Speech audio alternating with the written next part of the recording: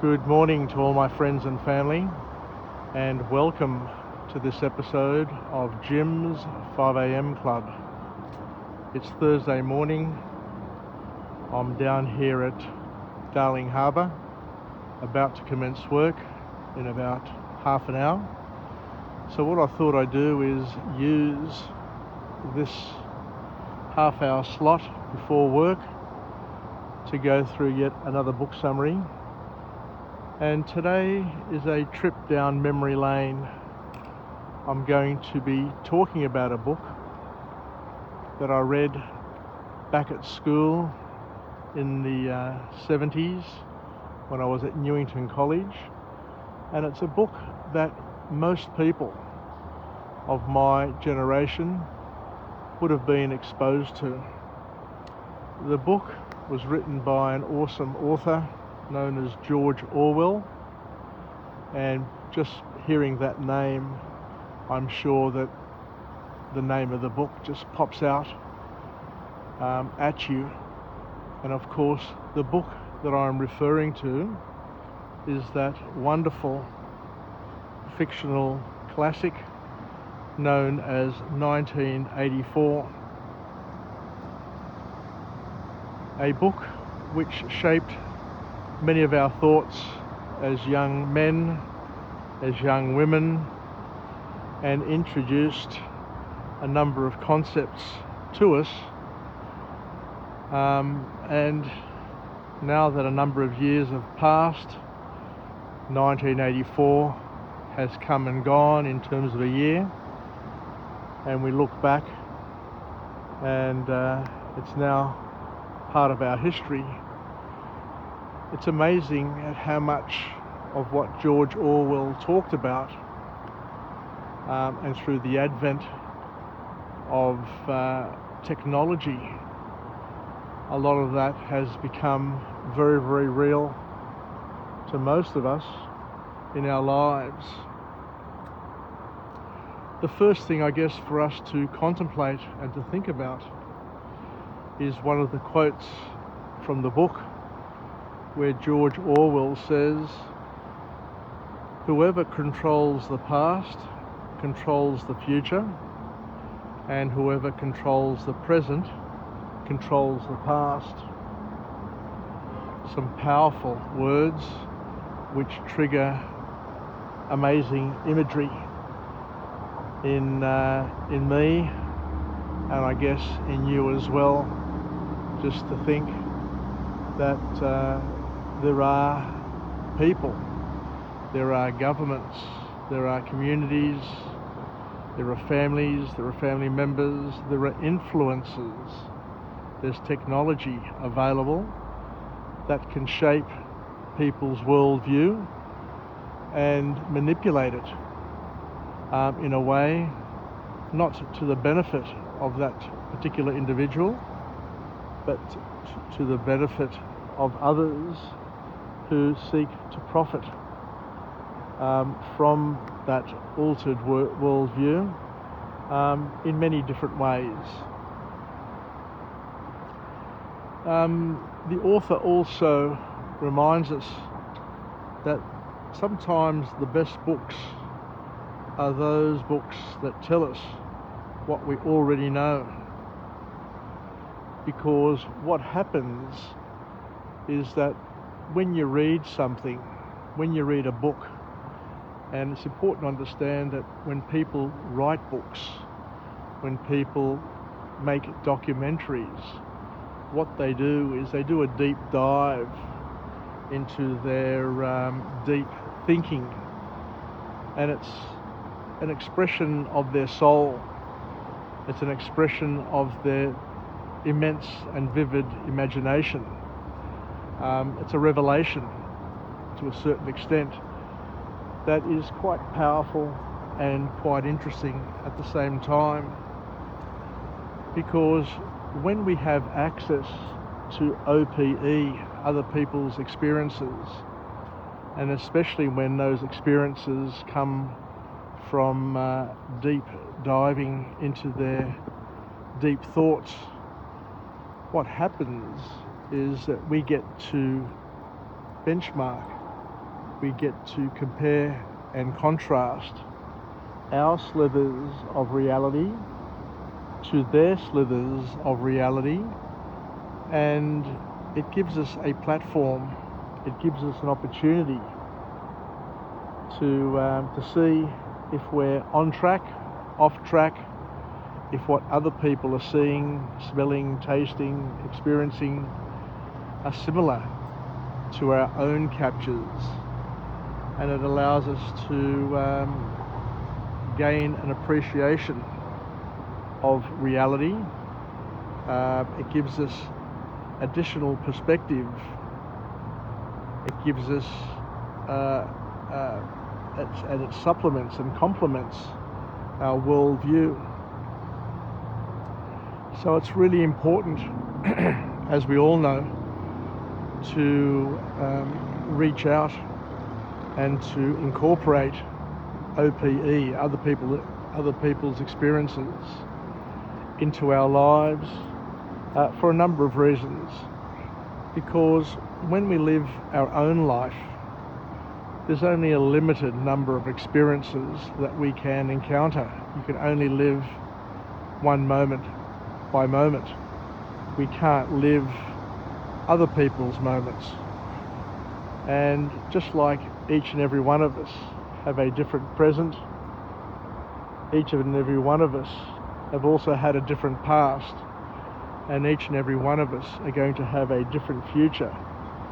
But at some point in time, we're going to question that past, present, and future, because according to this author, we are going to have people around us trying to reverse engineer and alter our pasts and our presents through their own views, through their own ideas, through their own agendas.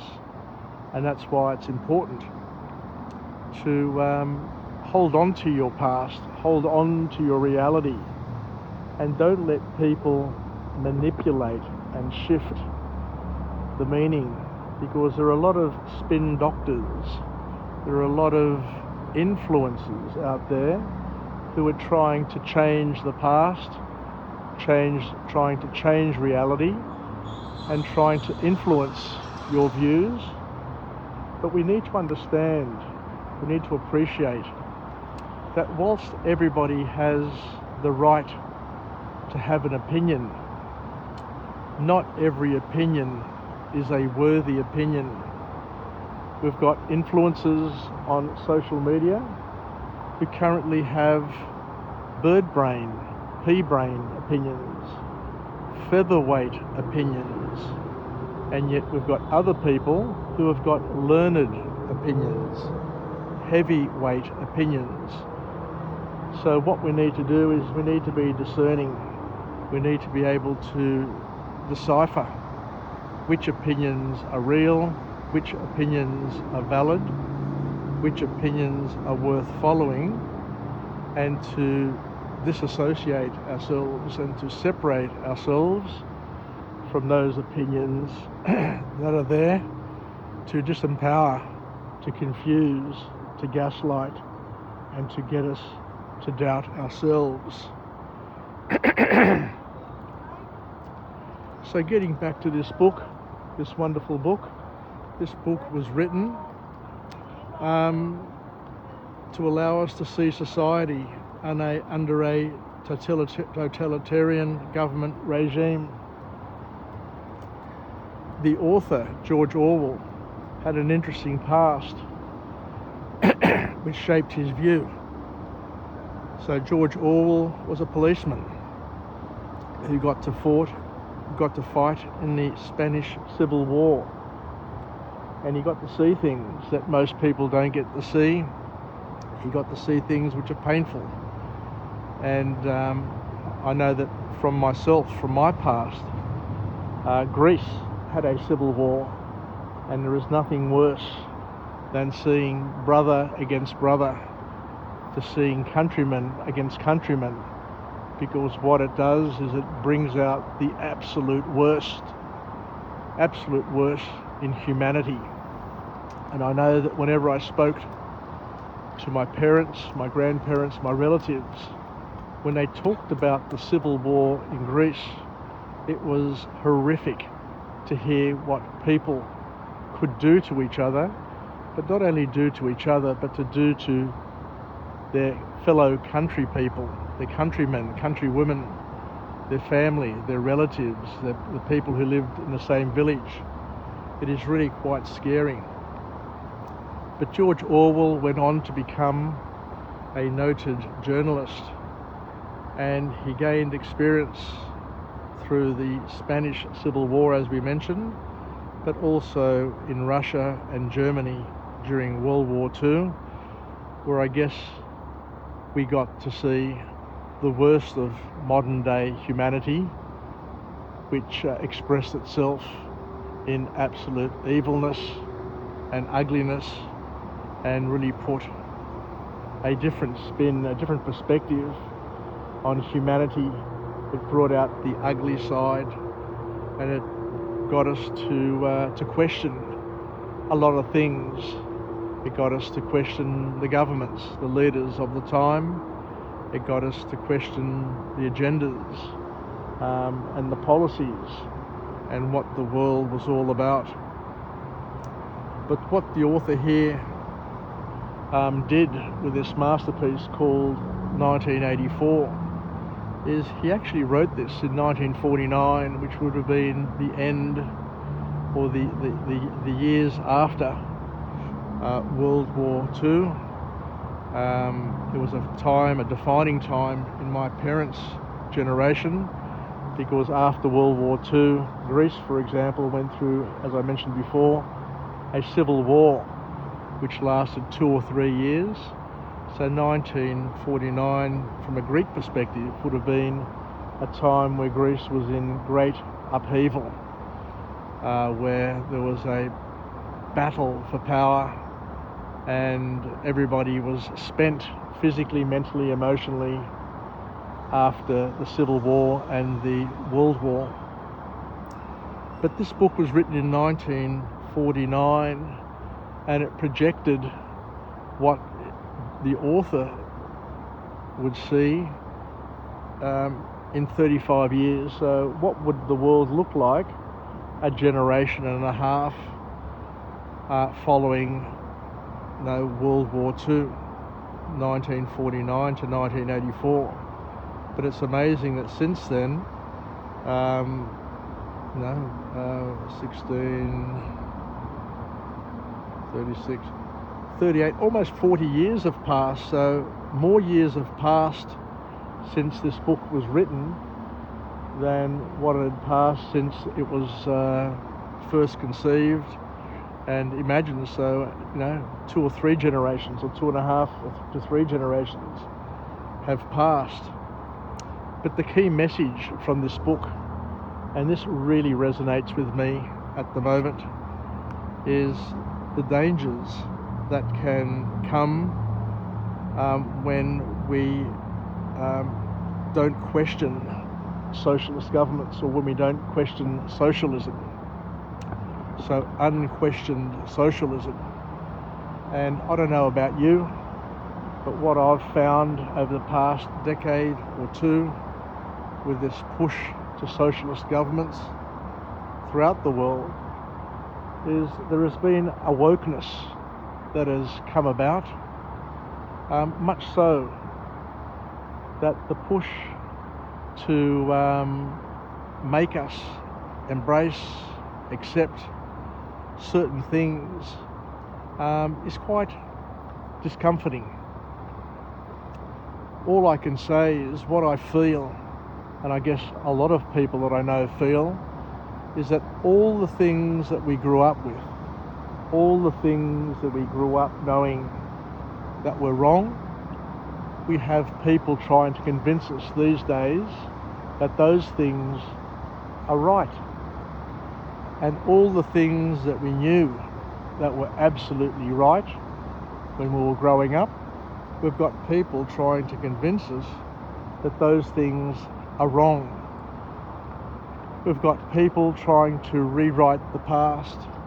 We've got people, we've got organisations, we've got groups who are trying to cancel the past and trying to prove to us that all of those things that we hold near and dear to our hearts are invalid, are not right.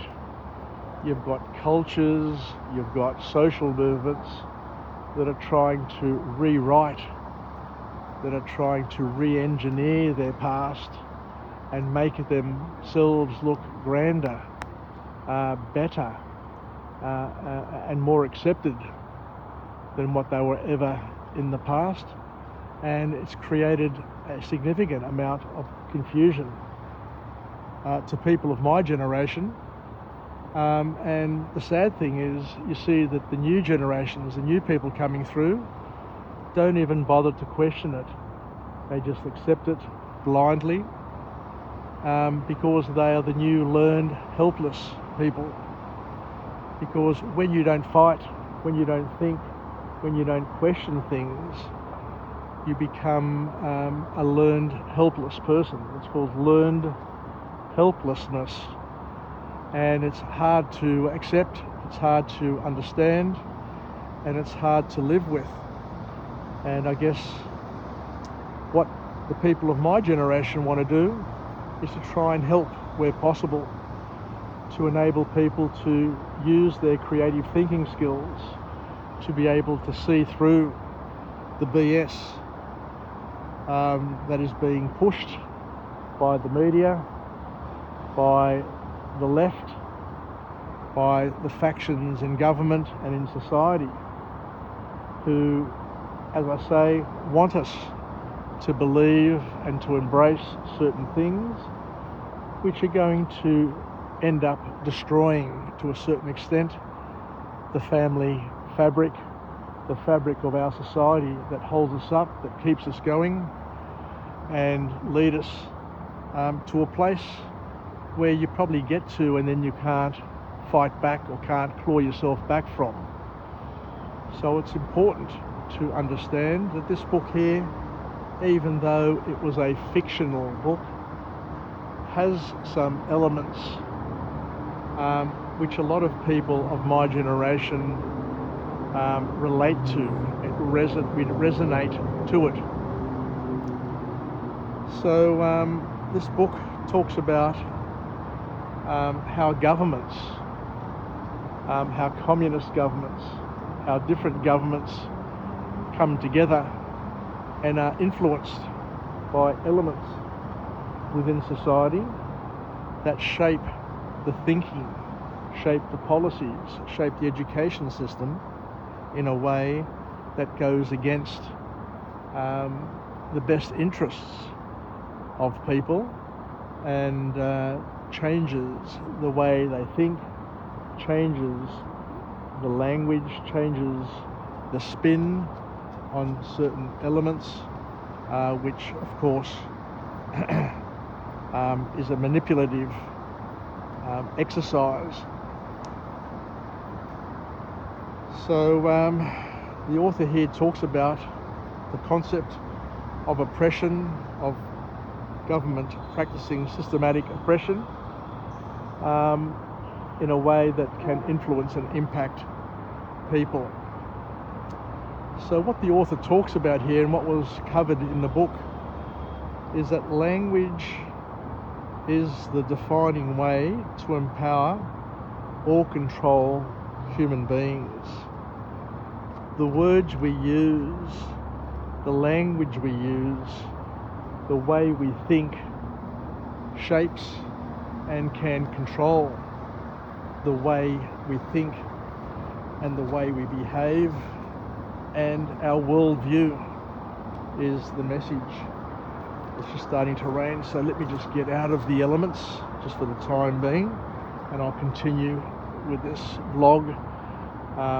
And as you can see, it's getting lighter and lighter. So in the book, the protagonist is a fellow named Winston Smith, a 40-year-old who worked in a place called the Ministry of Truth. And interestingly enough, his job was to falsify historic records. To falsify historic records, in other words, to go back and to put a spin, to put a shape, a spin on historical records. And even today, you know that there are people out there who are re-engineering their history, re-engineering their past, trying to make out that their culture is way better, way more advanced than what it actually is, and trying to make it much more spectacular than what it actually was. And by falsifying historic records, what people are trying to do is to erase the past or anything that is contrary to the government agenda, to the current way of thinking. People are pulling down statues, people are changing the emphasis on what is right, what is wrong. And as I mentioned before, people are trying to convince us that what we grew up knowing is right is no longer right, and what we grew up knowing is wrong is now right. So as we said, there is a huge amount of confusion, and people are trying to rewrite history from today's perspective. These spin doctors, these so-called influencers, trying to create this new reality, taking us away from family, taking us away from our Christian ideals, our cultural background, the fabric that has held our families, our societies together for hundreds or thousands of years. So in the book, 1984, the author used the term newspeak. It was a dictionary which changed the vocabulary and the words that people used. And the objective of changing the words and the meaning of words was to eliminate rebellious thinking. And you can see it today. You can see that there are movements that are misappropriating symbolism. Now you've got the gay community taking the rainbow, the Christian rainbow, the rainbow used in the Old Testament, to use it, to reframe it, to be part of their message to the world. And by them taking it and reframing it, what they're doing is spoiling it for the people who hold it near and dear to their hearts, for example. So the author goes on to say, and to make the point, that if you don't have the vocabulary to express a rebellious idea, then that idea no longer exists. And you see, there are groups, there are communities who change the language, who reshape the language, who put a spin on language and take something that was once negative and turn it into a positive. There's this whole concept now of pride. Pride in what? Things that were shameful when I was growing up are now considered to be prideful, which is hard to understand. And there are words that are deleted from our language. We have products like Coon cheese that has been now changed into Cheers cheese. This whole change in wording, this whole variation in vocabulary is done for a specific reason, to impact our freedom of speech, impact our freedom of thinking, and to change the way we are. But at the end of the day, the language that we use shapes the way we express ourselves and shapes the way we think. So what we need to do is to hold on to the freedom of speech, hold on to the ability to not only say things that are factual, but to also say things that are unfactual. We need to be able to debate things, of course, but we need to be able to do it freely, without being cancelled, without being made to feel as if what we're saying is wrong and being attacked by various groups and various communities. Because the power of language can actually empower, or it can enslave, and it's known in the book here as linguistic relativity. The author goes on to say that freedom means being able to say what is true and what we believe, and make our own decisions, and not have other people foist their decisions on us. So somebody just threw something in the water there, which is a bit silly, but what do you do? So as we're saying, it's important to be able to make your own decisions. But what this book also talks about is the fact that with surveillance, with technology, with people being manipulated in their thoughts and brainwashed to a certain extent, what you have is a whole new group of people coming through, people who become spies, where everybody becomes a spy. And this is through the concept of the thought police, through mass surveillance, and making sure that people aren't allowed to think, aren't allowed to express themselves for fear of being dobbed on, for fear of being ridiculed in public and cancelled. You know, and as the book says here, you know, we need to be free to be able to say that 2 + 2 = 4. And to have the freedom to say what is true and what is false at the same time, without having the fear of being attacked. So the author finishes off the book here by talking about the totalitarian state, where it wins through gaslighting. It gaslights its citizens to giving up their reality, their individuality. It gives up people give up through, as we said before, learned helplessness. You keep on gaslighting somebody, you keep on getting them to second guess themselves and to doubt themselves and to question everything that they do, and it gets to the point where there is no reality. When they consider, when they review, when they look at their slithers of reality and compare it to the new reality, then they see that what they have seen and what they've interpreted in their lives is not what they thought it was. And as we said, it brings confusion.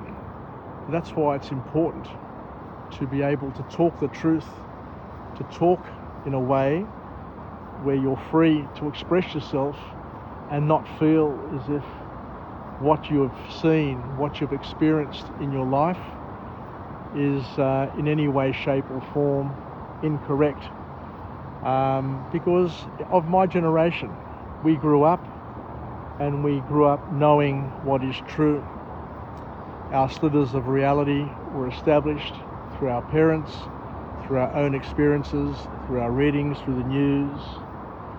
And when you look back now, with the gaslighting that is happening, there are people, even of my generation now, who doubt themselves, who get sucked into the bandwagons of different causes in order to be popular, in order to be modern, not realising that they're getting sucked into a manipulative thought process. So now with gaslighting, what you do is you question your sanity, your powers of reasoning, and the totalitarian government, the socialist movements, get us to eventually reject our truth and all types of thinking, and we become mindless, which is one of the themes of this book. And once you become mindless, you get into a a sense of learned helplessness, and then all you want to do then is just go with the flow, go with what your children are saying, go with what your grandchildren are saying, even though it's against your Christian ideals, your Christian values, and you end up accepting things like abortion. You end up accepting things such as gay marriage. You end up accepting things such as global warming and all of those other things, and then you get tied up and caught up in that tide, in that river, and once you start moving to the beat of somebody else's drum, you can't ever go back to the beat of your own drum, which is quite scary. And once you start doubting reality and you start accepting other people's reality, then your life is lost. You are no longer a person reflecting. You're no longer a person who is experiencing. You're no longer a person who's a partner in God's program. You're no longer glorifying and serving God and serving each other, but you're serving a regime, you're serving a socialist movement which has other interests at heart rather than your own interests or your family's interests. Anyway, take care everybody. A beautiful book, a great opportunity to reflect today and to take me back to my past. And I look forward to having a chat again, coming to you from a different place, with a different message of empowerment. And until we meet again and chat again, Yasos from Jim's 5am Club on this overcast Sydney summer's morning. Bye for now.